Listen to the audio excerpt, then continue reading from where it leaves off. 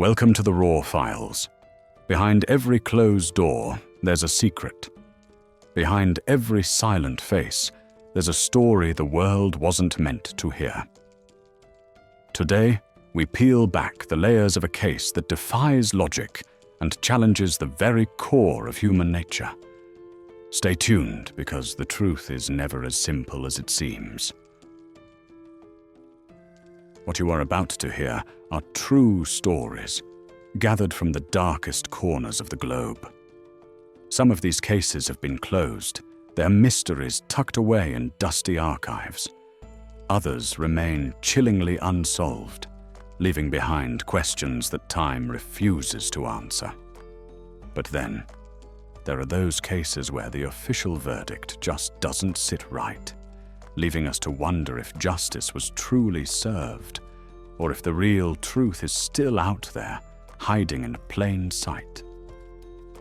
Today, we step into the shadows to peel back the layers of these enigmas.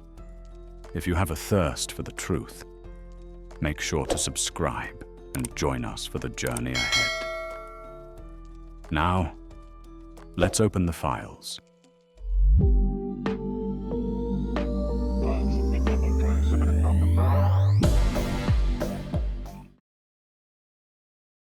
In the sweltering heat of August 15th, 1974, a pair of guests checked into room 5 of the Great Wall Hotel in Hong Kong's bustling Mong Kok district.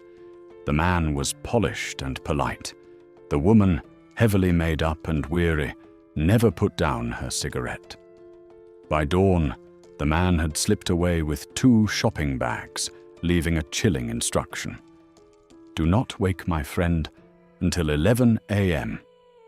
When the manager finally entered the room at noon, she found a silent figure huddled under the blankets. What lay beneath was not a sleeping guest, but a crime so grotesque it would haunt the city for decades. A woman whose identity had been systematically erased. The scene was a paradox of violence and eerie calm. The victim had been strangled, but it was what happened after her death that baffled forensics.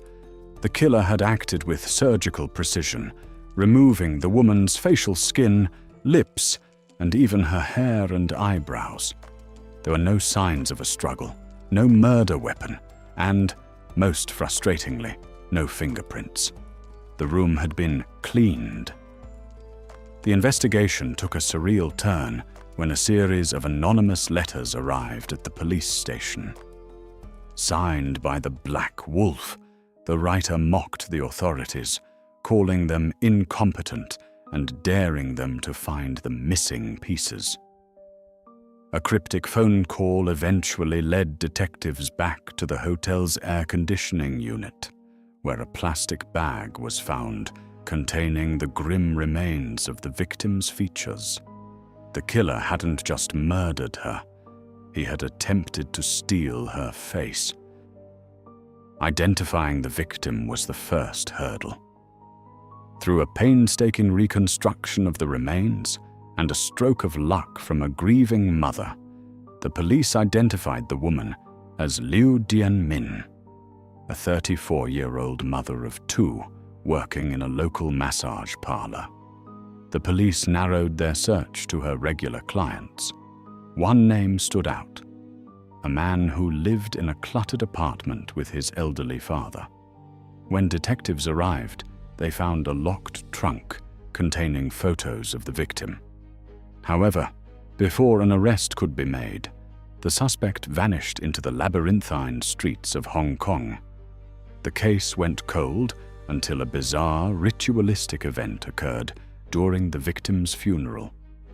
A cousin, following an ancient Mao Son tradition, struck the coffin with a knife, a ritual intended to prevent the victim's soul from resting until the killer was caught. The mystery of the Black Wolf was rooted in a tragic, suffocating obsession.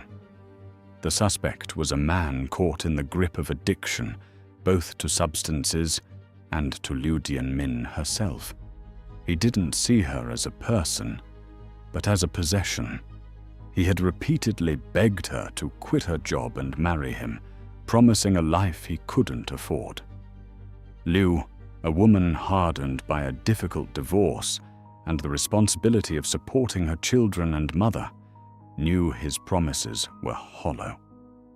On that fatal night in room 5, her refusal triggered a psychotic break. The mutilation was not just a means to hide her identity. It was a final, desperate act of beautification in his twisted mind, ensuring that if she wouldn't be his, she would never be beautiful enough for anyone else to look at again. The end came not through high-tech surveillance, but through a moment of sheer, unexplained terror. On August 23rd, a policewoman on patrol found a man collapsed in an alley, bleeding from his face and screaming about ghosts and a woman in red. When he was taken to the hospital, the nurses recognized him from the police sketches. The Black Wolf was revealed to be Luang Vai. In his drug-addled state, he believed the spirit of the woman he murdered was hunting him. Despite the brutality of the crime, the legal system of the time struggled with his mental state. Due to his heavy drug and alcohol consumption during the murder, the court ruled his responsibility was diminished. Luang Vai was sentenced to 10 years for manslaughter, a verdict that sparked public outrage but closed one of the most macabre chapters in Hong Kong's criminal history. The case of Room 5 leaves behind a chilling residue that no police report can fully wash away. As Luang Vai walked free after only a decade behind bars, we are forced to confront a haunting disparity. How do we measure the price of a life? Was his 10-year sentence a triumph of legal nuance regarding his diminished responsibility? Or was it a failure of justice for a woman who was essentially erased?